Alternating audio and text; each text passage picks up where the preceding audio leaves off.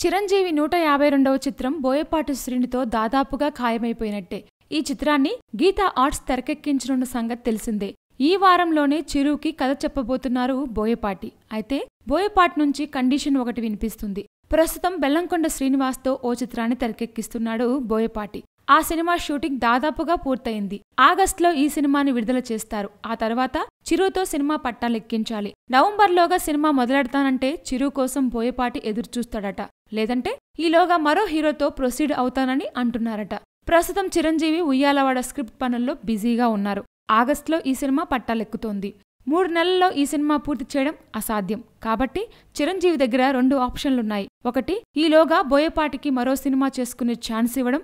రెండోది, కనీసం జనవరిలో అయినా బోయపాటి సినిమాని మొదలెట్టడం. ఉయ్యాలవాడ చివరి దశకు వచ్చే దశలో సమాంతరంగా బోయపాటి సినిమాను కూడా పట్టాలెక్కించే అవకాశాలున్నాయి. చిరంజీవి కోసం బోయపాటి జనవరి వరకు ఆగుతాడనడంలో సందేహం లేదు. ఉయ్యాలవాడ పూర్తయ్యే వరకు మరో సినిమా ఒప్పుకునేది లేదని చిరు పట్టుబడితే గనక బోయపాటి చిరంజీవి కాంబినేషన్ కోసం మరికొన్నాళ్లు ఎదురుచూడక తప్పదు. Please subscribe. Hi, it's me Purna. Please subscribe.